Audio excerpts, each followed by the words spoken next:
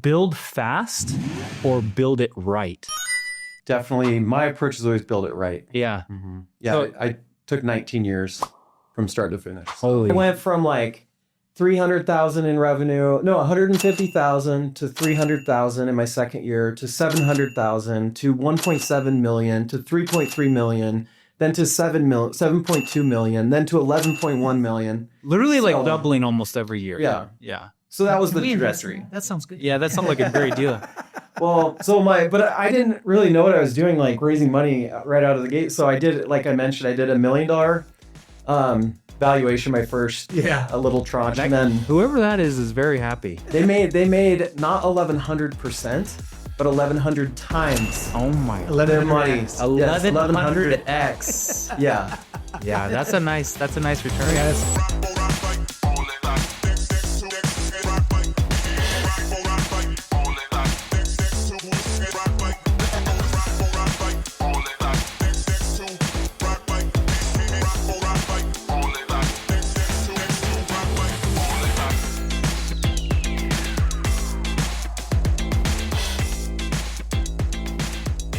Welcome back to the Startup Ignition podcast. I am Tyler Richards. This is my co-host, my dad, my mentor, and advisor of life, John Richards, by my side. Hey. We are hopefully your favorite father-son duo in entrepreneurship and startup, but who knows, maybe there's a better father-son duo out there. But today we are joined by a super amazing special guest who has taken the time to come on our podcast, Dave Bateman, all the way from Orem, Utah, here in your brand new awesome house, who is the former founder, CEO of Entrata or Property Solutions, a huge billion-dollar company. For those of you in Utah, you probably know about it. Even outside of Utah, you've probably even interacted with it, with all the doors that you guys have serviced over the lifetime of that company. But Dave Bateman, thank you so much for coming on the podcast. Thank you so much for coming in. We are very excited to have you. Hey, my pleasure to be here. Thanks for having me. So Dave and my dad go way back. I know Dave. And welcome back to Utah, I'm saying to him, because he was out for a while. We'll talk about that maybe a little bit. Yeah, So, you were out of state, country? Puerto Rico, yeah. Puerto Rico, Yeah. Well, we want to 5 years, teach our entrepreneurs so. about that because they'll be interested in that. Some little great concept. tax Yeah. principles there. Yeah. So welcome, Dave. I have a bio for you. I'm going to read it real quick here. Dave Bateman is the co-founder and former CEO of Entrata, one of Utah's most successful SaaS companies to date. He bootstrapped the business from the early 2000s into a platform serving over 25,000 apartments and more than 3 million units worldwide. Dave is known for his founder-led execution, capital efficiency, and building global teams at scale. You also taught yourself the code, I read online, and that's kind of what bootstrapped your way into Entrata, which is really cool. Yeah. I think I last read Entrata's worth a $4 billion mark or something with the late. I've been hearing rumblings of that. Yeah. Blackstone was the investor at that $4 billion mark. So just kudos to you, everything you've done. I know you've done way more than that, going all the way back to dear elder days, probably with this guy right here. And obviously we look at the highlights in your bio, but there's a lot more to Dave than just Property Solutions and Entrata. And we're super excited to have him on the podcast. So Yeah, very. I know you probably have a lot to add here. Yeah, no, well, we'll go through it as we go through his history, I think. Yeah, Okay, but I just want to say thanks, Dave, for coming and making time for us. Yeah. We really appreciate it. Seriously, I know you're a busy dude. I know you got a lot of important things to be doing, and coming on our little podcast here, we really appreciate it. So thank you. I know, my pleasure. But before we get to memory lane, I do want to do this icebreaker with you real quick because I think it'll be super fun. We're going to do a quick this or that, and I'm gonna shoot two things at both of you, and you guys both tell me what you prefer out of those two things. Okay? Got it. Or some of them are actually more than two things. We're ready to go. Okay, here we go. Are you ready? Are you a soda person, an energy drink person, or a coffee person? Ooh, coffee. Coffee. What about you? I'm soda. You're Coke Zero. We had a bit known about for this now on the podcast. I know it's becoming a thing. Coca-Cola should sponsor us. Yeah, come on, Coke. Early bird or night owl, Dave? Definitely night owl. Night Night owl. owl all the way for me too. Yeah. Okay, here's a good one. Stocks, real estate, or precious metals? What are you guys doing? Oh, very much precious metals. Precious metal. Oh, really? That's interesting. Yeah. I'm careful in all of them right now because I'm, I like venture, and so I do venture. So I think stocks would probably be it more. Stocks. Especially options. Tyler and I, for those that don't know, are pretty into it on the options trading. Yeah, we are heavily invested in the legal gambling pool of the stock market. Well, I'm like 90% in precious metals. Oh, really? Yeah. Yeah. Okay, Yeah. you need to tell me more about that. Yeah. Yeah. Because I know that silver just boomed. Yeah. They like literally doubled. And Yeah, I'm like 70% in silver. silver. Really? Yeah. Why silver? Well, look at its track record this year. It's Yeah. 160%. Yeah, no, Oh, it's wow. like So- I think at one point it hit 200%, didn't it? I think it's come down a little bit It off the surged high. a little bit, but yeah. and I'm also big into silver mining stocks, Oh. and they're up like 300%. How about gold? You don't like No, I'm gold big as into much? gold, too. Gold too? Yeah, Really? like 30% gold, 70% silver. So Yeah. Wow, that's amazing. Okay, bootstrapped or venture backed? definitely bootstrapped. Yeah, I knew that was going to be your pick on that one. Yeah. Bootstrapped as long as you can do it. Yeah. Yeah, I just came from a class where we talk about this at the local university. And when do you know when you need to raise money? And I'm like, you should never raise money. Even being a VC, managing a fund, I was like, if you cannot raise money, you should just do that. Just bootstrap all the time. And look for a business model that doesn't require a lot of Yeah, capital. Yeah, that's not capital But intensive. our rule of thumb is if your growth could be like this, but it's a very low slope of growth and capital could unlock you to get here, then get capital. Yeah. Yeah. But at the same time, venture capital is super expensive. And I think a lot of budding entrepreneurs who are just getting into the ecosystem, they have stars in their eyes when it comes to VC and raising big checks. And it's almost like, I think almost every experienced entrepreneur would say, if you can avoid it at all Closing a costs. venture round is the beginning of problems, not the end of Yeah. problems, right? well, I noticed when I was starting my business, and maybe I'm jumping the gun here. No, you're but, good. I noticed that it was like this huge accomplishment for entrepreneurs to raise capital. And so if you wanted to get your name out there and You kinda had the magazine and all that, like you go raise a big round. So like if you're looking for like to stroke your ego a little bit, you go raise capital. Yeah. And so that was driving a lot of it is ego. Yeah. And so, but if you're willing to just sit in the shadows and crank, And build in quiet. Yeah, because like if you're an entrepreneur, you're sitting at your little cubicle or laptop and you're reading all the blogs and the stuff coming out of Silicon Valley, it makes it seem like raising the round is like the end goal. exactly. Well, that's what you get the accolades for. Yeah. Is raising the money, and it doesn't end well if you do. I'll it too ask you right often. now, Dave. Yeah. You have raised money from venture capitalists. Let me ask you this question: the minute that money deposited in your account, did it solve all your problems? No. No, absolutely not. Create some new ones, even. Yeah, exactly. Yeah. Okay, another one here. And I'm really curious on your answer on this one. Build fast or build it right? Definitely. My approach is always build it right. Yeah. Yeah. So- I took 19 years from start to finish. So. Holy. Yeah. So expound on that a little bit more, because I think in today's age, right, because of the AI tools that are so accessible, making development and especially software and tech development like you've had in your past and we've had experience with, it's so easy to build quick.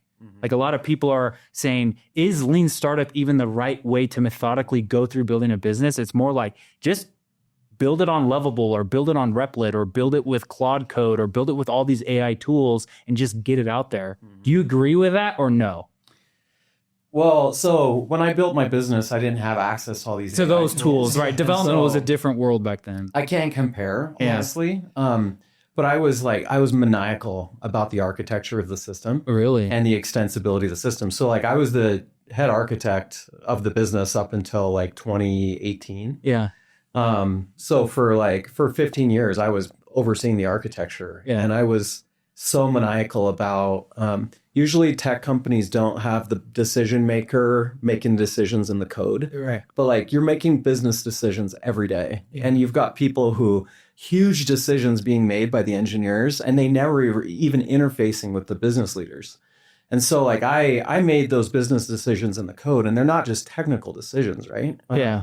And it's like decisions of how much this needs to scale before you have to go and do a new version or a new iteration of the software.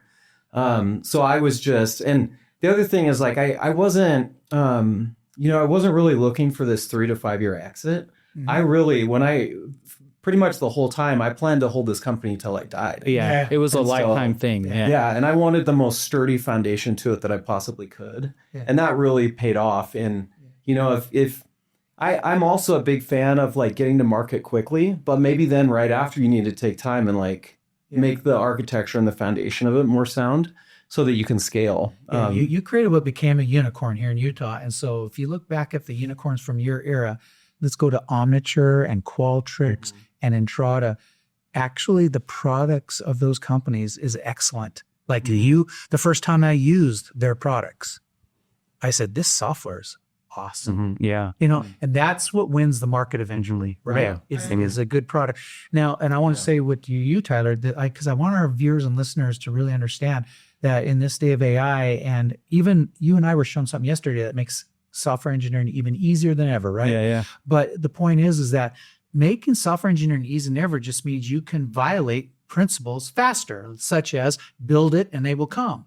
You don't just build a software product really fast and pray and hope that people show up and buy it. Yeah. You've got to find out what the customer wants, what they need, what solves their problems. That's lean startup principles.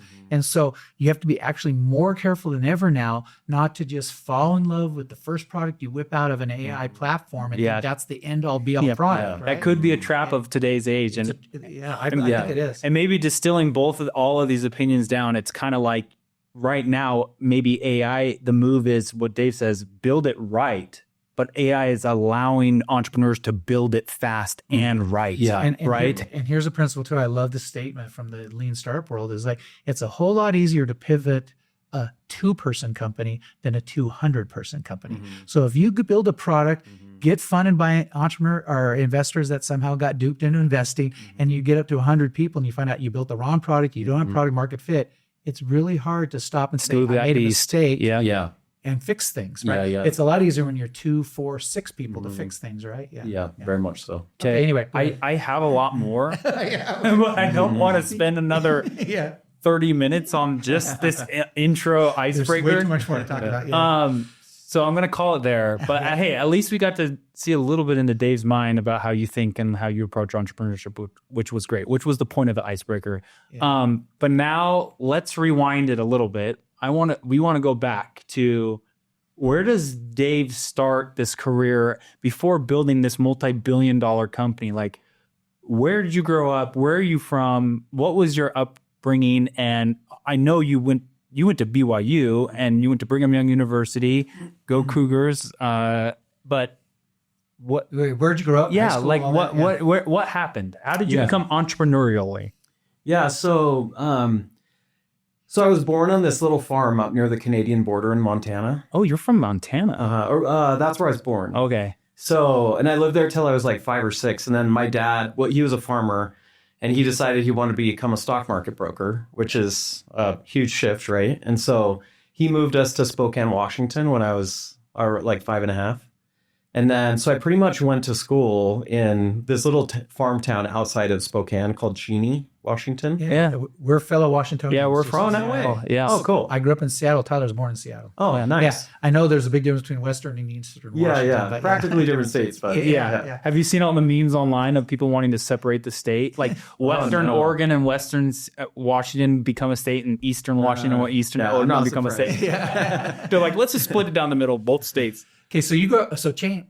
In Cheney. And then I moved back to Montana for my senior year in high school. So I graduated high school in Billings, Montana. Oh, wow. Okay. And then what universities in Billings? Is that Montana State? There's Rocky. There's a Montana State University campus. MSU's there. Yeah. I think they just won, by the way, the national championship for division like 1A or 1B or whatever. Over the weekend, I caught that. Montana State. Yeah, I think they're Cougs also, aren't they?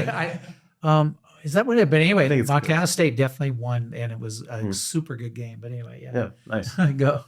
So back to Bill, you graduated high school in Montana. Yeah. And then you came to Brigham Young University? Yeah, I did a year at BYU and then served a mission in Honduras. Oh, nice. And then I came back to Honduras, and I'd always growing up, I grew up pretty poor. And so if I wanted to do something, if I wanted to be in a sport or anything, I had to figure out a way to pay for it myself. Yeah. And so I always just found ways to make as much money as I could, as efficiently as I could, because I couldn't work and play a sport. So I had to figure out how to make money in a very limited amount of time in order to play the sport that I wanted. So I was doing all sorts of things from selling long distance. This will date me, but long distance telephone service. I in high school, right? I went door to door and just like sold candy bars. Yeah. I just did like a number of different things. I had a lawn mowing business, and so anyway, when I got back from my mission, I'm like, okay, I got to find something to do. Yeah. And so to basically like fund college. So my first semester back, I took a class at BYU, just an entrepreneurship class from Rick Farr. Yes. And in that class, he's like, okay, this is how you come up with a business idea. He said, you find a place where consumers are either feeling pain or where you can help them provide pleasure. And that's like the basis for it, right? Yeah. And so I was just home from a mission, and letters back at that time, missionaries couldn't use, internet and all that. Email. Yeah. Yeah. And so I'm just like, that's the biggest pain I could think of, is waiting 3 weeks to get a letter. So in other words, your parents, family, girlfriend would send letters, and it would take week, 2 weeks, 3 weeks in a foreign country, even longer sometimes. Right. And then you would write back, and it'd take that long to come back. Right. Yeah. So I just went and figured out, like, why in the heck does it take 3 weeks for these letters to... And emails existed, though. It did, but they wouldn't let them use it. Yeah, I know exactly what I'm saying. Yeah. You're sitting there, and that you were saying, how come we have to write paper letters when there's this new thing called email? I think we need to preface this whole, because the conversation is very LDS centered. I feel like maybe we preface this with, in the LDS culture, men and women go out and to different parts of the world. They serve what we call missions, and those missions, they are out there for 2 years at a time, away from their family. Yeah. So your problem that you identified was that these missionaries who are on these religious missions outside of their normal home, they would send letters back and forth, and you're like, okay, that's a painful process. Right. Yeah. Okay. I just wanted to set that for everybody who are not Mormon or LDS, that they know what we're talking about. Thank you. A lot Thank of you. assumed knowledge in this room right now. Yeah. So the LDS church really wanted the letters to keep going physically. They didn't want to change any of that. So I just created an electronic system to get people to submit their letters online. Yeah. And then I would print them, sometimes in the foreign country where the missionaries were, like in Brazil. Yeah. And print them and drop them off at the mission office. And so Basically, they'd write like they were writing an email in your system. Right. And then you'd physically print on a piece of paper and then make sure it got to them. Exactly. Yeah. Yeah. So this class is what gave me that idea. The first day home, I was home from my mission for 8 days when I came up with the idea. And then it took me I didn't have any money. So I went and just started asking web design companies in the city, like, hey, will you, I'll come work for free if you'll just let me learn to code. And so I found this place up in Alpine. They hired me, and they actually paid me $10 an hour, and learned to build websites. And so I was cranking out websites for people, learning PHP, learning HTML, JavaScript, all of that. And then over the course of 12 months, I was able to build this website, learn to code. And then I got it up and running, and I started getting lots of traffic through it. And the letters were free, but we would sell cookies. So parents could send cookies, and then that's where we started making money. Yeah. I don't know if you remember. So this is where I enter into the picture. Because one time I still remember the room we sat in, and kind of had orange walls or something. And we sat in there, and you were talking about then even expanding that to gift baskets. That people that the parents and the friends and stuff could buy gift baskets for their missionaries, right? And that would be, and that's when I started mentoring you a little bit with DearElder.com, right? Yeah. We had 20 different types of gift baskets, but it was making $200,000 or $300,000 a year, within 12 months. And this was back in 2021. So, and you're carrying still a full-time I student. mean, 2001. You're carrying or what did I say? Yeah, 2001. 2000. Sorry. So you're carrying a full load of credits at a university. You're running a business that's grossing hundreds of thousands of dollars. Yeah. And by solving a pain. Yeah. But what I realized when I was doing it is what I was obsessed with was the business process automation. And so coding, using web-based technology to automate business processes. Right. And so I got everything so automated, it was ridiculous, where I worked myself out of a job. I had nothing to do anymore. Yeah. And so anyway, I started basically hunting for the next thing, and that's where Entrata comes from. And that's it literally, what I remember clearly is you said, hey, I have about $400,000 from Dear Elder. Yeah. And then you and I talked, and you had this idea, and basically you parlayed the little bit, but significant for a student, money you made at DearElder.com and then came up with the next idea, which is which is Entrata. Or Property Solution. Well, it was Property Solutions Yeah. at the time. Yeah, we rebranded it. and then you started hanging out with me and others a lot in the business school. Because what was your major? So I was computer science. Oh, you were? Yeah. But he came And then out- I switched to You business. came over to the business building a lot. You met with us a lot. I know you mentored with me a lot, and you probably mentored with a lot of people. And then he entered the business plan competition. But how did so Dave? How did you go from automation of letters and cookies and gift baskets to falling into this real estate, What property was the genesis management? of that idea? Yeah. So, well, I was looking for actually what caused it is I was in a Gary Williams business plan writing class. Yes. Yeah. And I needed a new business. I needed a business idea for the competition. Yeah. And so I was living in an apartment in Provo, and I would go to pay my rent, and I would see them fish these like paper ledgers out of these file cabinets to keep track of rent on paper ledgers. Yeah. And I was just like, this is insane. Maybe there's other places, other apartment communities that are doing this like dinosaur sort of everybody. approach. Yeah.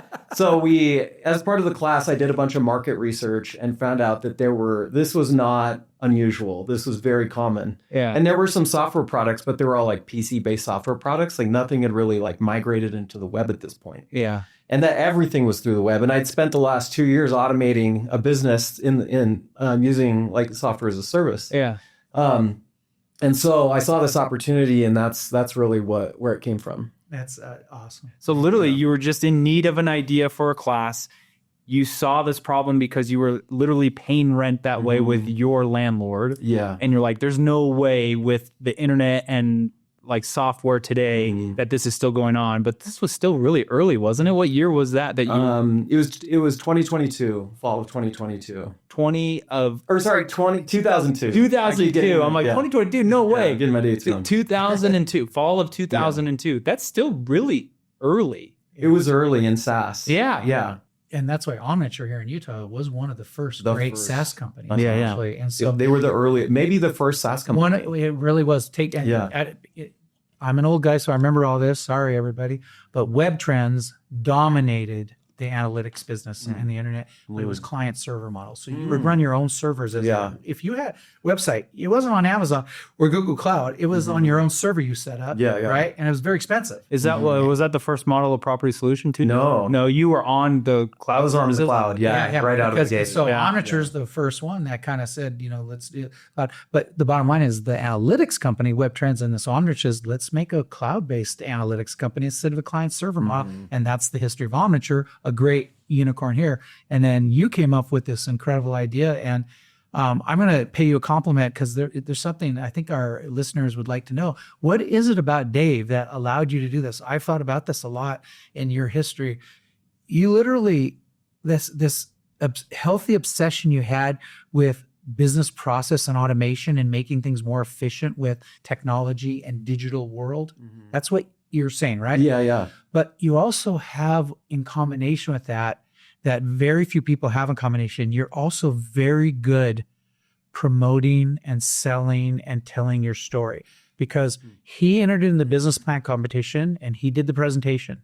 You were on stage and he was fantastic on the stage. He won first place. That got you a lot of attention at a major, this local competition here in UAE was the biggest one in the country actually at the time. You might not know that. That was the biggest business plan competition. And you won it that year with this idea, right? Yeah. And you were good. And so it's not often you find somebody who really gets into the weeds in technology, but also can sell and represent the idea super strong. Does that make sense? Oh, well, thanks. Yeah. I appreciate that. I think you were just so early on in like the computer science arena, like understanding web technologies and SaaS, and you were just like, to you is like, this is such a no-brainer. Why is there not a rental management, property management type software? But it's like, I still think 2002, man, that's so everything was converting from that dinosaur type. You were, your previous venture was sending letters in the mail. You know what I mean? It was like, that was, because I think today's entrepreneurs are going to be like, there's nothing that is like that anymore. There's no opportunities like that anymore. But Tyler, you and I know every day we hear about it. We discover still to this day vertical industries still doing paper and pencil. I'm just saying Dave was on the forefront of that whole movement, right? I don't think you even knew at the time that that was going to be the next 20 years. SaaS was basically going to be converting these vertical type, physical solutions for these really niche markets into verticalized SaaS, right? Yeah, but I just want to say, again, sitting here today, 2025, 2026, you and I sit there and listen to pitches, and the entrepreneur tells us that an entire vertical still does things mostly paper and pencil with a little bit of Excel. Yeah. We're going, it hasn't been SaaSified? Are you kidding me? I wouldn't believe it. We do our research and we find out it's true. It's just because Isn't that they're crazy? Yeah, That's crazy. There's just these really old companies that have a grip on whatever market it is, and they just don't Super convert. entrenched. Yeah. So Yeah, especially the vertical companies. And that's what I loved about our business is that it was a huge vertical. yeah, Huge market. But not one that the big boys are ever going to come and compete in, like Oracle, Microsoft. Yeah. These companies are not going to go Because they're build- general software folks. They're Exactly. not verticalized, specific software solutions. Yeah. Yeah, and then the industry is very laggard. So you'll find customers 50 years from now still using client server models in multifamily, or and it's very fragmented. And so you can go choose a part. There's student housing, there's senior housing, there's HUD, government subsidized housing. There are all these little niches that if you want to go eat up and really compete in one little niche, there's maybe even still opportunity to go do that. Yeah. Where Property Solution, is more generalized to the whole real estate industry in general? No, we specialized in various areas. Entrata. Yeah. So we were, but the one area that was our beachfront that we took originally to get our toe in the door was student housing. Yeah. And because we were in Provo, we could see that there were some types of housing that they don't rent the apartment, they rent the bed. And you have to, if you don't architecturally design your system, you can't handle that. it causes problems everywhere. A work order, what most softwares do is you say, I need to go fix the toilet in this unit, but if the software is not architected properly, you have to choose in this bed. Yeah. And then you can't run maintenance reports to see which units are costing you the most money in maintenance. And so anyway, we made some architectural adaptations to really nail that space. Yeah. But there's still areas in real estate today, this flux of BlackRock type single family home, where these private equity funds are buying massive amounts of single family home. As far as I know, nobody's architected a solution that really addresses, And so, the latest news, apparently Trump wants to sign a bill barring, corporations from buying single-family homes. Literally, that genie's out of the bottle. They would, if they want to make them into desk, because they have bought a lot. That's what's driving a lot of valuations up. That's literally what his administration is saying is barring some 5 million homes deficit or whatever. Or the market's about to crash. Yeah, exactly. And Blackstone these big private equity funds needed a reason to stop buying. They got tanking the real estate market. Yeah, that's a whole other story. Hey, okay, so we're up to the point in history where he started this idea in college, all these great things he did, and he wins the business plan competition, which in its day for a student at a top university was a big deal. Yeah. And then he goes out to raise some money, right? You had to raise some money. Before we get to that though, you did have co-founders here. What was the co-founding team? Was it 3 of you? Or 2 of you, or you? So it was Mike Triunfo. Yeah, Mike. And Ben Zimmer. Ben Zimmer were the guys that started it. Okay. I knew Ben Zimmer's dad from years ago. No up way. in Seattle. You're kidding me. No, Derek Zimmer. Yeah, crazy. Yeah. I mean, is that a small world? I grew up hanging out with Derek Zimmer. You did? Yeah. So they moved to Spokane, and that's where I met Ben. Yeah, he was a stockbroker. Yeah. He Crazy. So a good friend of mine. Are they acquaintances at BYU, or you knew them from before? I knew Ben from high school. He's a friend from high school, and then Mike Triunfo, I met him in my ward at BYU. Wow. So, yeah. That is such a small world. Yeah. So there was 3 co-founders when you did this pitch competition he was talking about. Yeah, exactly. Okay, so you guys kind of came together almost day 0 and was like, okay, here's what we're gonna do. They weren't in the class though with you?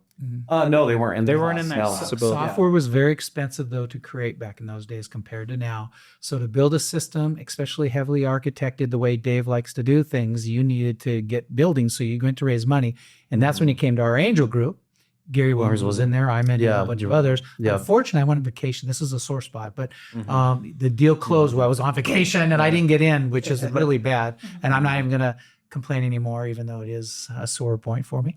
But you know, that doesn't mean I don't support you 100%. But gosh, I wanted in and we got cut out. Wait, so you went to that was the first check you tried to seek for Entrata or Property Solutions at the time was the Utah AU? I think I remember the number, but I'll let him say it if he wants to. But one thing that happened right there, the first 6 months of the company, kind of after winning this, and it's a real company, you're really going for it.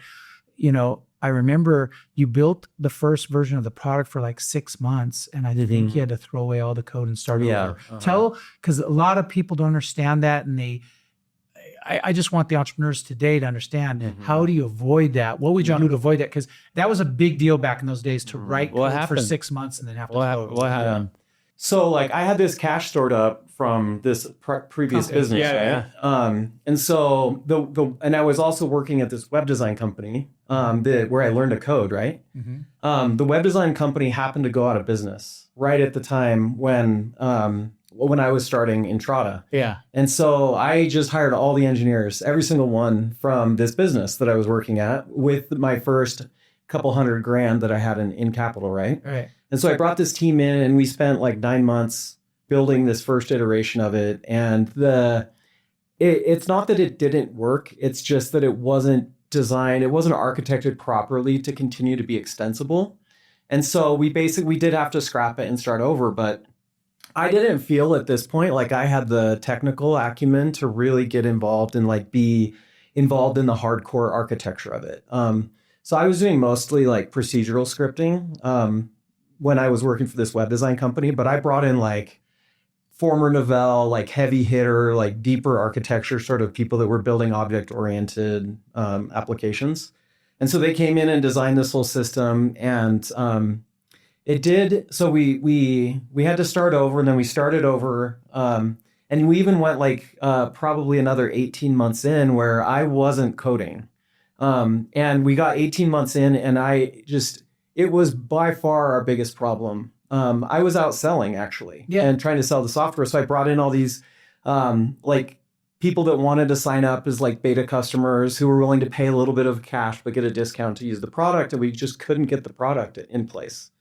And so after like a year and a half of like literally sitting at the office and spinning my thumbs because like we don't have a product to sell, I finally was like, screw it. Like I'm going to learn to code in a more sophisticated architecture because I need to know why it's going so slow. Yeah. And so, and I was bootstrapping it, right? This is another thing to throw into your arrows in your quiver. I said you had the ability to be a tech guy and understood tech, and then you do this. But when you dive deeper now you're adding another element, because this is the real super mega successes. The leaders have to have a lot of these elements you're bringing together. That's what I see. What was the problem there? Because that is very weird that you had a full tech team, right? Yeah. I don't know how many developers you had on that project. A year and a half, 18 months goes by. Yeah. So did you throw away a code base twice then? We didn't. No, no. The second time we got this specific architecture, right? And it was all black box to me. I didn't know what was going on. I just kept getting like, it's coming, you know? And so you have no idea why it's late because you couldn't even ask them the right question. Right. And I had raised my first round of seed capital, which was $125,000 that I raised at a $1 million valuation. Okay. Wow. And so like I'd already bled 12.5% of the company to raise this little amount of capital to give it another go at this next iteration of the architecture. And you had no revenues coming in at all. No revenues. Yeah, because I didn't sell anything. Yeah, I talked one company into prepaying. Yeah. And so they gave me like $40,000. Oh my God. You know? And so, but I'm like, I'm going to own nothing of this company if things continue to happen like this. And so I'm like, rather than going and, you know, just sitting around and waiting or whatever, I'm like, I'm going to get into the code and I'm going to learn to code in like this more sophisticated architecture and figure out what the hell is taking so long. Right. And so they actually would not give me the passwords. Your own people? Yeah. They did not want me in the code. And I'm like, I actually can code. You know, I spent a solid 18 months day and night coding, right? Yeah. And so I ended up having to like actually fire someone, like give an ultimatum, like give me the passcodes to the database. Or you're fired. Yeah. Yeah. And then I spent like I spent every day for months, day and night, like learning, like, and having people like help me figure out what was going on. And I found out exactly why things What were going was it? so I'm slow. very curious. So we were using this database. It's a Postgres database. And the way that in like some databases like MySQL, you could go in and you could just add a field and reorder the table, and it was pretty easy. Mm-hmm. But at that time, like to migrate, to add a new field and rearrange the fields in a Postgres database, it was excruciatingly slow. Mm-hmm. And so we had all of our engineers waiting for data changes to the database architecture. And so they would code the full thing without actually being able to test it against a database, because we had a bottleneck of one guy that was like doing all the database changes. And he had such a, he was so, he was really good, but he was very particular about the way the database was managed. And he didn't want to let everyone else edit the database. So I figured out like within 3 weeks, I figured out exactly what the bottleneck was, what was happening that was slowing everyone down across all the teams. Yeah. And so I made the change. And so like being in the code, like allowed me to see the problem, but no one else would tell me the real problem with this one guy, because he was like the head architect, right? And so anyway, I'm like, hey, well, this is where I'm going to live until like we get the product out the door. And that was in 2005 when I started getting involved. Yeah. And I never felt like I should stop being involved. Yeah. From that point on. You over the years of contacting me for this or that, sometimes business, non-business issues and different things. I remember back in those days a little bit too. I remember being on the phone with you one time too, and that you kind of segued in. Also, we're trying to get a handle on offshore coding and how it could help you. Yeah. Can you touch on that a little bit too? Did that start coming into play? Yeah. So in December of 2006, so I had 6 engineers. And in December of 2006, I had 2 of my best engineers were commuting from Salt Lake every day, and they both quit in December. And I'm like, I'm screwed. Merry Christmas. Yeah. And so, but they were each getting paid like, it was a lot at the time for me, but they're getting paid like 100. One was getting paid 100K, one was getting paid 110K. So I had, that was a fortune back then. yeah. So I had $210,000 free at least. Yeah. And so I'm like, what am I going to do? And I'm like, so I start researching. I'm like, I've heard about offshore engineering. And so I start looking, and I find out that like I can hire engineers in India for like $400 per a month. Yeah, a month. Yeah. At the time, now it's probably $4,000. But Yeah. anyway, so I hopped on a flight. I didn't have a hotel booked. I didn't have anything. I've heard there's this one city in India that nobody's ever heard of called Pune. And it's 9 million people. It's as big as LA, but nobody's heard of it. But they call it the Oxford of the East. Yeah. And they pump out like, I forget what it was, but this one city was pumping out like as many engineers as all the universities in the United States. Oh, yeah. And so there was a lot of people that were like young engineers in like learning PHP in this town called Pune. So I just flew out, landed, figured out found a hotel, and just started asking questions and like meeting people. And within 8 weeks, I had a whole dev shop up and operating with that 210,000 with 20 engineers. And did your brother get involved helping? Did your brother help you with that? I had a brother come and help me. Yeah. I remember that a little bit. I'm just remembering our past a little bit. Yeah. So I thought, well, I'm like, this is amazing. Like I should set up a shop to provide this service for other companies. Right, yeah. So that was what my brother was doing, is selling engineering services to other tech companies. And then you were their biggest client, probably. Yeah. Exactly. I was half the engineers. Yeah, exactly. And so did that go well? Did that team go well? And it didn't work out super well for like the services side, and it came to the point where like I lost some of those customers. They finished their projects, and I really wanted the engineers for Entrata. Yeah. And so I didn't want to like use up all the resources to grow someone else's software company. Back in the mid to late 2000s, this helped you get to where you needed to go. Yeah. It brought in some revenue, and but I ended up scaling that dev shop. I came up with a totally different model to like focus my engineering offshore. And so instead of hiring engineers in the US, I would hire like people that couldn't code but were very technical to come in and work all night long with the Indian engineers. And that was pretty unusual. Usually I figured out why it was failing, that all the companies trying to offshore, and I figured out all those issues and solved them and ended up like growing that to 1,200 engineers. Wow. In India. So I had like a massive like pool of like development talent and like really figured out a model that allowed us. Focusing on Entrata and that product, Uh-huh. 1,200 engineers. Well, it was 1,200 people. So it was probably 800 engineers and 400 QA people. Oh my goodness. So what was the month and year? So you're going along, all this is happening, and now the product's starting to take shape, and you're really proud of it, and your sales. What's the month and year you kind of count as your inflection point where you said, okay, this is real, and people are viewing us as the best product and a leader? Yeah. Where was that about? What year? So we started signing like in multifamily, like if you're in the top 50 largest operators, like that's a big deal. And if you sell a top 50 customer, like a software company kind of makes a name for themselves. And so in 2007, we bagged our first like big top 50 customer. Okay. And then by 2009, we had 33 of the top 50. Really? Uh-huh. So what was the first customer, and how did you get 33 in 2 years?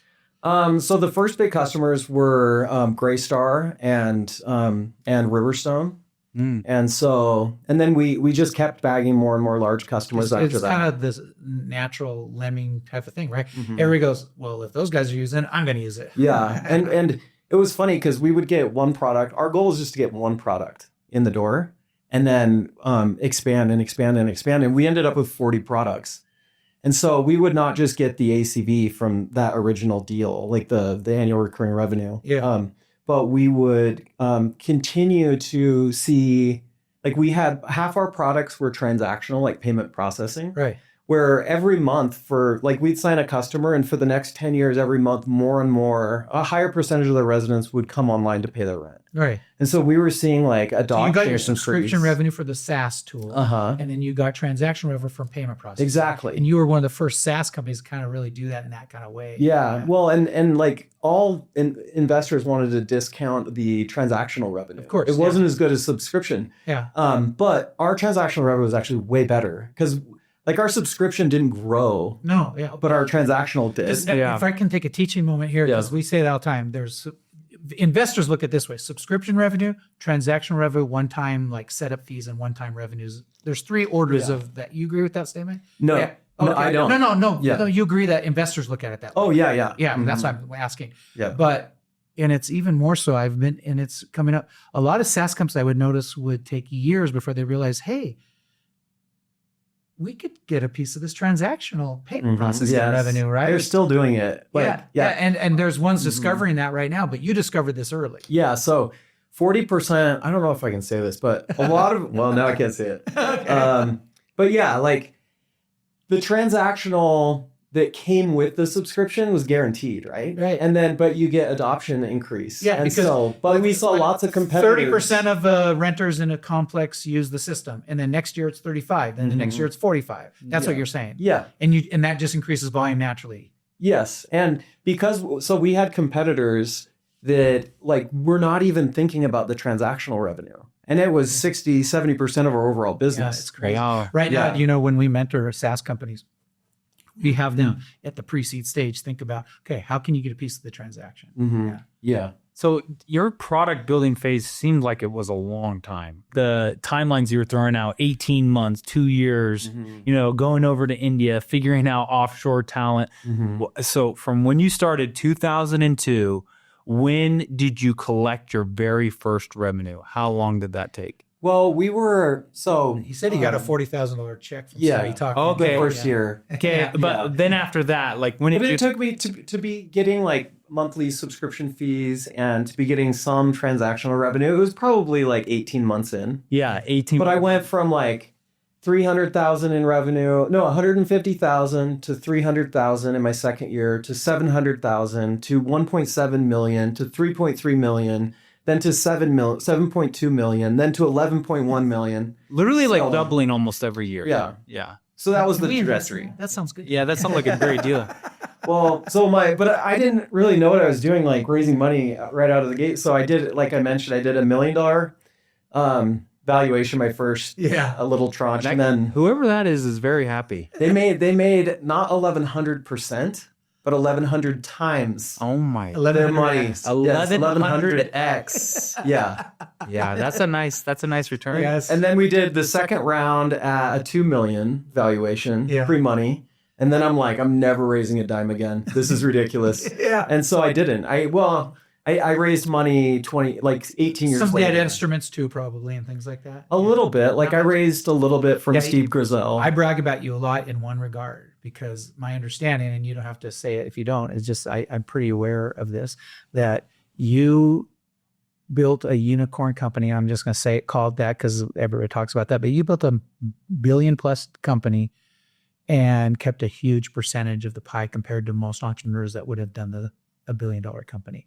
Your percentage of the company was higher than so many other. I mean, so some of our listeners aren't aware. Like a lot of times, if you build a $1 billion company, many will be in the single digit ownership. Yeah. And I was 60 plus. Yes, percent. That's which should be written up in the Hall of Fame of entrepreneurship.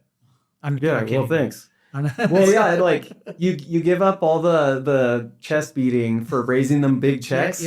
And then, but at the end of the day, like, you get the big check. I also want to make sure everybody understands this is not easy work. I mean, I knew you during these years. You called me for advice here and there and stuff. You were often working all night long. Oh, for 15 years. Yeah. All night till 6 a.m. Yeah. My schedule is insane. I worked 6.5 days a week. Yeah. But there were other players, and there was one big one. Okay. You want to tell anything about what happened there and anything you feel you can comment on? Well, yeah. So anything that's public, which is that in 2009 is when we started getting, trouble from like the juggernaut in the space, which is Yardi Systems. Yeah. So and I hadn't known about them before, because I would imagine when you went from 2007, your first real deal with a big player. Yeah. And then you had 33 2 years later, all of a sudden the big juggernaut says, who are these guys in Utah and what happened? Well, they finally filed suit against us in 2012. Yeah. And we were in a lawsuit from 2012 until 2019. Well, there's a game that's played in software. So you go after like IP infringement, right? That's what you do. And then you try to prove out your case. But we went through all of it, and it ended up, I don't think I can disclose the outcome of it, but in the end too, look at the company today. You survived it, and did it bring? It seems like it might even brought you more attention and getting you more customers, because now people that hadn't heard of you now are hearing about you. Yeah. Well, what it did is, so we built all these products that were add-on products to their core accounting system. Yeah. And so that's what their bread and butter is core accounting. Yeah. And we were known for selling add-ons to their system and others. So Yardi is a property management software. It is that integrates with accounting software it's the accounting software for the property industry. Their system is the general ledger. It's the general ledger, the balance sheet, the profit and loss, the cash flow. And they didn't like that you were building on top of it. And so making all the money. Yeah. Because the transaction was where the money was, right? Selling all the services. Well, did they publish their APIs? Did you have API connections? They had public APIs, but they didn't like anything about us. And so but we were very good at what we did, and they were probably kind of a fat, little bit lazy company, and they had all this opportunity they could have done for years. Yeah, but they didn't do it. Yeah, and you did it. Yeah. But for 6 years, they thought we were a peripheral vendor, selling these add-ons, and that's all we were. But I had been for 6 years building the accounting system. Did you start doing the accounting? Well, when they started suing us, I went full speed, so because I knew they were going to cut us off. Yeah. And so we had to survive on our own, and it was a battle to get their customers to come to our accounting. Otherwise, they were racing to try to build our peripheral solutions to get the customers to go to them. Yeah. And so this forced us into a separation. Like we were getting divorced as we ended with more revenue than we got more revenue out of this divorce. Yeah. And so it went really well for us, but nobody thought we could pivot and build core accounting, because it's tricky. It's hard to even find anyone in the US that even knows how to build accounting software, because all accounting softwares are like legacy old systems. Yeah. And not to mention, they have to be perfect. You cannot make a mistake. Yeah, dependable. Well, and that's one of the things that separated us is we had like rock solid architecture that at the database level would not allow corrupted database into the data. Yeah. And our competitors didn't have So was that like a huge point for Entrata, launching that accounting software, that core foundational accounting software? And that's People where actually- you kind of went to the next level. right. I don't know if there's other big players, but I know about Yardi, but maybe that's because I know you. But Yardi was a behemoth, right? Yeah. Still are. So you won, So you won clients away from them. They would actually cancel Yardi and come to you for the whole shebang. Yeah, it was, and we started with student housing. So this basically is it's what America's built on. That's competition, right? And those customers are winning by getting better software, all of them. And you did what you're supposed to do in America, which is compete. Yeah. And what saved us was that's architecture for rent by the bed, the student thing I was talking about. That's what made our system work way better across the board for every application for student housing. So we cleaned up. So basically fractional rentals, they couldn't even handle and you could. Exactly. Yeah. That's really cool. Dave, congrats on what you did there. That's pretty awesome. It's a great entrepreneurial story too. Well, I'm picking up on a theme here. When something's not going right, Dave's like, I need to figure out what's going right and how to fix it. And you're one of those guys that just rolls up your sleeves and says, look, I need to get into this database. Give me the passwords. Hey, look, I need to fix this problem. What do we need to do to hit the next level? Oh, we need accounting software, but hey, we got to tackle these peripheral things first, and then we can go after accounting software. Like, it just seems like you're just one of those guys that gets in the trenches and figures crap out. You're not like assigning a team of people to just go and do the dirty work. You're like, I have to do the dirty work. Yeah, it feels like a curse sometimes, but I like to be in the weeds. Like, I am happy when I am cranking, when I'm doing stuff. Yeah. Not when I'm like tasking and, and you like figuring out how to automate things and make them more efficient. I love the strategy. Yeah. And so that's the characteristic of Steve Jobs, the guy who invented the Palm Pilot, which is the forerunner to all of our phones today. The way that he figured things out was incredible. And it was just maniacal stuff. And all this happening. What's the next part of your life? What happened? Entrata's Entrata, and we can all go read about it now. And it's incredible what you built. We tip our hat to you for that. Yeah. But then I also noticed you got into politics a little bit. And different things. So anything you'd like to share about what's life like after you get, because we have had a lot of people on here successful and they all really come back and say, it was more fun climbing the mountain than getting to the top of the mountain. Yeah. No, Did you go through that a little? Yeah, for sure. Yeah. So I'll say like what really shifted for me is in 2018, I got invited to this like psychedelic retreat. Yeah. And I went and did magic mushrooms. Yeah. And it totally shook my whole world up. And like I was going through life like this, and then it was like, whoa, And so like that's what I had this goal that before I die, I'm gonna own every share of Entrata. I'm going to slowly buy everyone out. Anybody that will sell. And I have a few people I'd be happy if they said no. But like I was going to do this the rest of my life, and I was going to completely take over this industry on a global basis. Yeah. But I had a mushroom thing where I'm like, no, like you need to get out of this. And so it totally like shook me to the core, like trying to decide, am I going to really like walk away from all this? And so finally I'm just like gulp. And I decided to, pull the ripcord. And in 2020, I decided I was going to move away from it. So I brought Adam Edmonds in to run the business. Did COVID have anything to do with it, or was your personal realization? So no, COVID didn't have anything to do with it. Did COVID impact Entrata's business, or was it good for it, or well, it impacted me. It accelerated my timeline to leave. Yeah. What year did you leave? So I stepped down in 2021. So by the way, Adam, I mentored from day one too. I don't know if you know that or not, but he's been on the podcast as well. Yeah, Adam's been on the podcast. He's a great dude. It's just such an interesting story. And this is what entrepreneurs have to learn, that this is hard. First of all, this is a lot of work to do what you did. And it's also, everybody dreams, when I'm wealthy and I have all this at the end of the day, but that's not the end of the road. There's a lot of life afterwards that you've got to figure out. Yeah, for sure. And Adam, after he sold his company, he shared on this podcast for like a year and a half. He went through a little weird phase, right? Yeah. And I think actually getting the job with you kind of helped him a lot. Yeah, I would say so. Yeah. Yeah, it was funny because for him, it was like time to go back. Yeah. And for me, it was time to get the hell out. Yeah. And so we're like, dude, this is perfect. Yeah. And so you placed Adam in as CEO, and Yeah. you stepped down as CEO in 20. And I was on the chairman of the board. Oh, you were chairman. Yeah. Okay. And this is where COVID was going crazy. Yeah. And I had a lot of free time on my hands. And so I'm like, I was a little suspect about like all this whole COVID thing. Yeah. But something didn't feel right. And so I was doing a lot of research. I was like, I'm going to go with that. This is all legit. But I was looking very intensely. I was watching every aspect of what they were doing and the rollout of the vaccines. And I came to the conclusion that this was not good, that these vaccines were not good. And I saw like companies all over the state that were requiring vaccinations in order for people to stay in the business. Yeah. And so like I felt like these vaccines were not going to end well for people. Was very conflicted about it, but I felt like I'd never forgive myself if I didn't say something. And so I sent an email out to all the CEOs in the state and to the governor and to everybody. And I'm like, we need to end the vaccine drive right now. And I got a little carried away with who was behind all of it. That got me in a little bit of trouble. But I ended up getting canceled for this perspective that I had at the time, which I feel like I've been somewhat exonerated from now by this point. And but anyway, I had a majority share in the business. And so nobody could have kicked me out.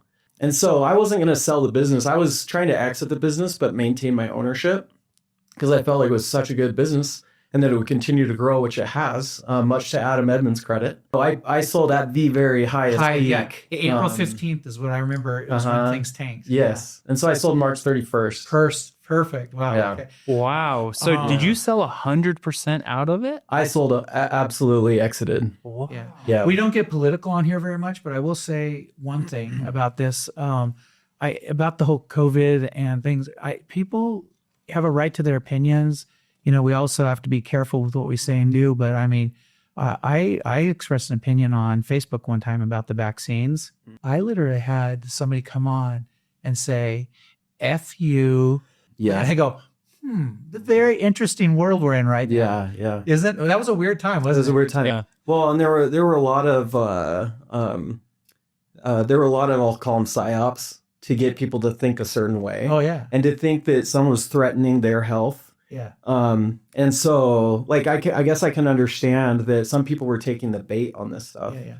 But it was a dark you dark said, period in our we now country's have a much history. better perspective on that whole thing now. And yes, I do believe a lot of your feelings on that were probably exonerated to some degree, like you said. So and you have a right to your opinion anyway. Back to that, Dave, you mentioned the psychedelics and the mushrooms that kind of opened your mind. I've heard that a lot from a lot of people in my generation and younger. You know, it's kind of becoming more of a mainstream type thing where it's not looked at as so out there, but more like it's almost like an anxiety and a medical use type activity now. Yeah. And I know that the administration of the United States has lowered a lot of these kind of plant-based drugs to a less of a scheduled drug, right? Talk a little bit more about that, of like what that experience was, how that related back to business, and why you just were like. And while you answer that, I went to one thing on this one time, and it was hosted here in Provo, and it was actually medical in some nature. Apparently some people who have anxiety or some other mental issues and different things like that, you know, obviously you don't want to abuse anything, right? But they said even the doctors are saying a once a year treatment with it can overcome what other pharmaceuticals can't even come close Well, to. Is that kind of the realm you're talking about, that kind of stuff? Yeah. And also I have very close friends and family members who microdose on these things and that are taking them for those, you know, mental and anxiety things that they have going on in their life. Teach us a little bit. Teach us We're what it did for you newbies. exactly. I'm curious on what this revelation was in 2018 and how it changed your life. Because I do find it a little shocking, Dave, that like you just had this aha moment, like I just need to get out. Like that's because you went from I want every share of Entrata to I don't want to hold it anymore. So what did your experience? What was your experience? But also what was that switch in mentality as an entrepreneur where it's like business is now no longer my goal? Was it because you knew you had, you know, money and wealth set for the rest of your life, or like what was the reason behind that a little bit more? Yeah. Well, I think like I was really driven by there was some, so it's interesting. Like, I feel like there's always something motivating all of us to do all the things that we do, right? And for me, I had like a bit of a chip on my shoulder that I needed to prove that I was proving my worth by being ambitious and achieving a lot through like becoming more wealthy, and not even that, but like building a big business, doing Herculean things in the business world. And I think the big shift for me is I realized there was no pot of gold at the end of that rainbow for me. Yeah. It was just chasing my tail endlessly. And I could have been like trying to get every share back of Entrata for the rest of my life. And I like would have missed out on something much greater. Yeah. And so like I stepped out. I felt that fundamentally, like I didn't need more money. And in fact, like now I just like, it's the last thing I'm thinking about is trying to make money. But I actually did better this year than I've done my whole life because of buying silver. Yeah. Yeah, we were talking about earlier. But I bought that because it doesn't harass me. It just sits there in a vault and like, so like trying to not make money anymore has been the best thing I ever did. But anyway, like, Is it this principle? Because I had a mentor one time say to me, it's never left me. It says, when you have $1 million, then you want 10 million. But then, and because you start hanging around people that have that. yeah, And all of a sudden you're at 10 million, and all of a sudden you're hanging around people that have 100 million. And now you want to be like that. yeah, Okay. And then 100 million people, 100 millionaires go, I don't have $1 billion. Okay. Yeah. And then a billionaire, because there's thousands of them now, right? They want to have 10 billion. yeah, And then the 10 billion wants to have 100 billion. yeah. I've observed this. Okay. I've experienced it. You've seen that? Yeah, yeah. And this mentor to me one time, he told me, John, it will never stop.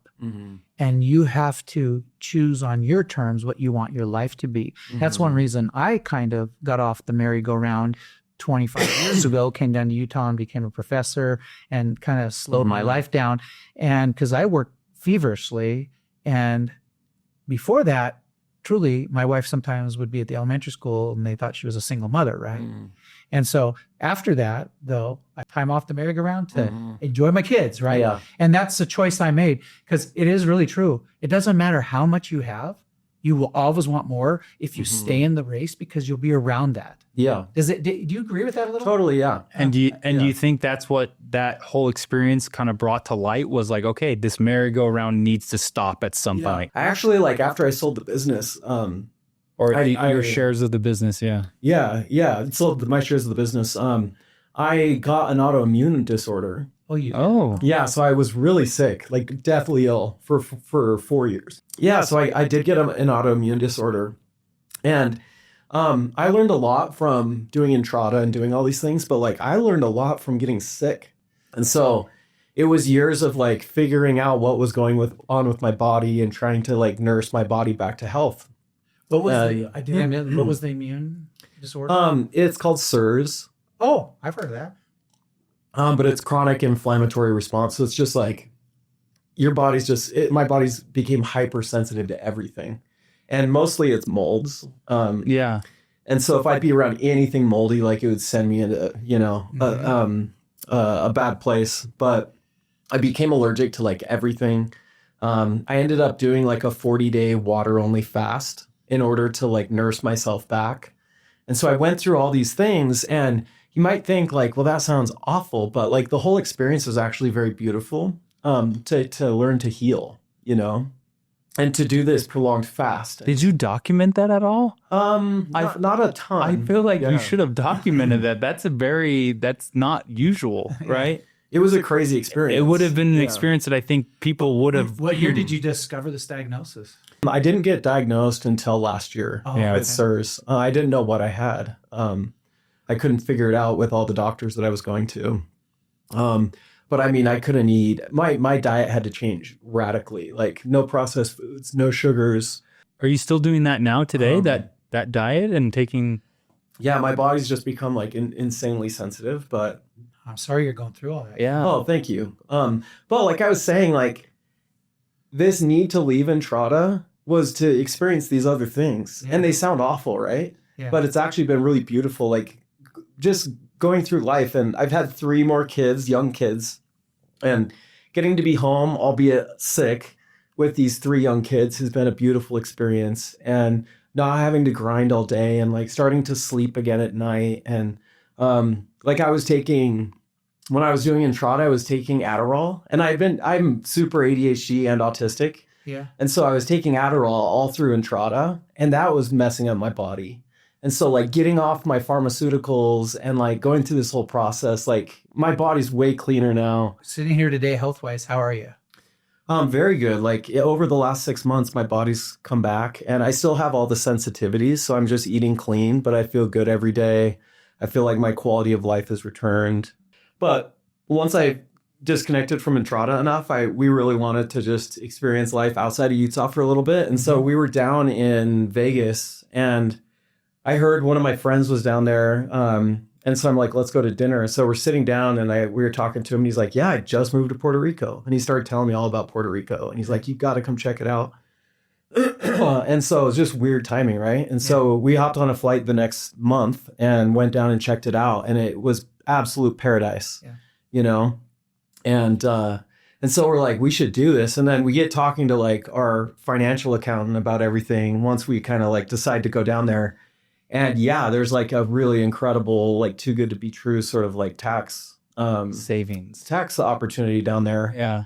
Really? I think so. I mean, talk to a CPA, but but it's a pretty crazy program. So besides the tax benefit, which is very incentivizing, I get that, you also enjoyed your time there. Yeah. Loved it. Such a good experience. And I'm in Puerto Rico a few times, and I jump in that water, I go, this is like 90-degree bathtub water. Yeah. And there's a place there called Dorado Beach that it's the closest thing to heaven that white sand, blue water. Oh, so you wouldn't believe it. Like the community, I've never seen anything in the US like this. I haven't been everywhere, but did you move back then? Because you're now back in Utah. Did you move back to Utah for health reasons and for doctors and access to more medical staff up here, or what was the reason to come back? We wanted to be closer to family. Yeah. And get back, close to family. And the program we signed up for was a 4-year program. Mm-hmm. And so we finished that program, and we could have continued to stay, but the tax saving wasn't worth just, getting back and being. What's a couple tips? 1 or 2 big tips you'd leave the budding entrepreneur? Yeah, summarizing everything. Well, if you had just a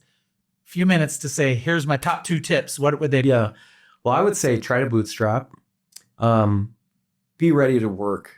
Yeah. I mean, work and work and work. And people have different talents, but I don't see a lot of people succeed unless they're willing to just really roll up their sleeves and work hard. Yeah. And then 3, I would say just, try to evolve on a personal level. I highly recommend psychedelics. I would say, I don't think it's just for people that are struggling mentally. I think it's for everyone. Yeah, but I just was so surprised when I said that. I just wanted to say that it's kind of cool that they found something that's actually more natural in some ways than just a bunch of pharmaceutical drugs to try to maintain it. And also, I'm just going to say it because I have had a friend whose daughter committed suicide, and it was after one of these drugs was given for mental condition, anxiety, whatever. And there's a warning that their family didn't know about saying, be careful the first 2 weeks, they can have suicidal tendencies. And nobody watched her, and she committed suicide. Yeah. I mean, that's what pharmaceuticals can do, right? Sometimes. So anyway, it's cool that there's something that might be able to resolve it without that totally type of thing. That's what I'm saying. Yeah. Humans for thousands of years had methodologies to heal, and we've completely in the last 125 years departed from the natural ways. Yeah. And these are the natural ways. Like, this isn't new. It seems new, but it's not. So those 3 tips in summary: bootstrap, and get ready to work, roll up your sleeves, and actually dive into the work at hand for whatever you're doing. And then 3, try psychedelics. I like it. Yeah, and I've heard so many successful people say, you know what? I wasn't smarter than all the other people in the industry trying to compete with and do all this, but I could do one thing. I knew I could work harder than them. Yeah, and that's a little bit of you, isn't it? That you're very smart too, but you also, I just know you had an obsession to make that company go, and boy, did you make it go. Yeah. And it's kind of cool how you hand it off to Adam, and it's even grown since then. Yeah, it's been fun to watch. Yeah. So Dave, in closing here real quick, like what are you doing now? Like what are you focused on now? Is it just like family life? Are you really not doing anything business oriented at all, or where are you at? So, I mean, I'm very active in the precious metals community. Yeah. And so I'm doing that very actively, and I'm trying to promote it, not I mean, I'm all in already, so it's not really trying to optimize my own outcome, but it's trying to help others see, like, we're going into a new phase that, with everything going on in the world, that I think the way that I think preserving what you have should be on people's minds. Mm-hmm.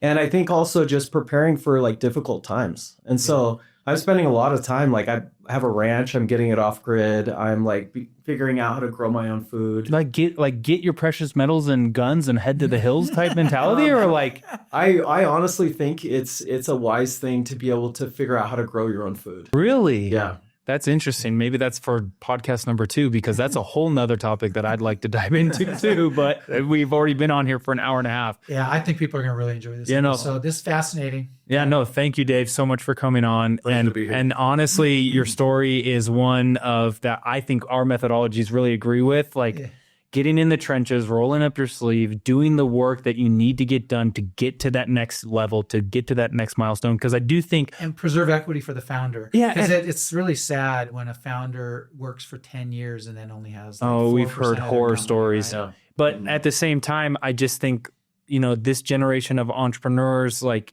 things come so easy, right? There's a lot of easy, quick, fast thing. That first question I asked you, are you doing it quick or are you doing it right? And you're like, no, you're doing it right, right? And I think that kind of strategy and strategic business building is what I think isn't lost in today's entrepreneurs, because there's a lot of successful, hardworking entrepreneurs. But I'm just saying overall in business with technology and AI and everything that's coming down the pipe right now, it's kind of refreshing to go through your story again of, hey guys, no, like you don't need to go ask ChatGPT what the next thing to do on your business is. It's like dive into the database and figure it out, right? And I really appreciate that. Okay, so thank you so much for tuning in. This is episode 40. Thank you, Dave. We're going to stamp it with the episode 40 because that's a big milestone for us, by the way, because we've been doing this for a year. And, for those who podcasting is no joke. It's a lot of podcasts, but it's been fun because we get to hear stories like this from Dave and others and everybody else. So follow, subscribe, like, share, comment, whatever it is. Thank you for watching this episode of the Startup Ignition podcast. We are out.